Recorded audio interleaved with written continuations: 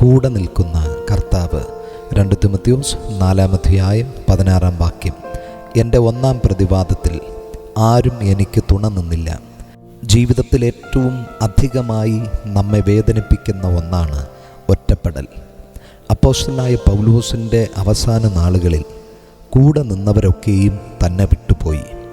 എന്നാൽ കർത്താവ് തന്നെ കൈവിടാതെ കൂടെ നിന്നു. എല്ലാവരും എന്നെ കൈവിട്ടു എന്ന് താൻ പറയുകയുണ്ടായി. ദൈവിക ദൗത്യത്തിനായി നാം നിൽക്കുമ്പോൾ അനേകർ ചിലപ്പോൾ നമ്മെ വിട്ടു പോയേക്കാം. തന്നോട് കൂടെ നിന്നവരും താൻ നന്മ ചെയ്യുകയും സഹായിക്കുകയും ചെയ്ത ജനങ്ങളും യേശുക്രിസ്തുവിൻ്റെ ക്രൂശീകരണ സമയത്തിൽ കൂടെ ഉണ്ടായിരുന്നില്ല. ക്രൂശിൽ കിടന്നുകൊണ്ട് എൻ്റെ ദൈവമേ, നീ എന്നെ കൈവിട്ടത് എന്ത് എന്ന് യേശുവിന് ചോദിക്കേണ്ടതായി വന്നു. ഇവിടെ തന്നെ വിട്ടു പോയവരെ പൗലോസ് അപ്പോസ്തലൻ കുറ്റപ്പെടുത്തുന്നില്ല. പകരം അത് അവർക്ക് കണക്കിടാതിരിക്കട്ടെ എന്ന് പ്രാർത്ഥിക്കുന്നു. മനുഷ്യർ ഇല്ലാതിരുന്നാലും വാതിലുകൾ അടഞ്ഞാലും കർത്താവ് നമ്മോട് കൂടെ നിൽക്കുന്നു.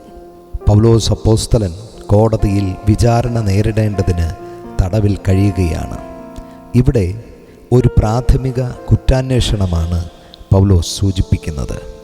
എന്നാൽ ആ വേളയിൽ തന്നോട് കൂടെ ആരുമുണ്ടായിരുന്നില്ല. പ്രിയമുള്ളവരെ, ആരെല്ലാം കൂടെ നിന്നില്ല എങ്കിലും കർത്താവ് നമ്മോട് കൂടെ നിൽക്കും.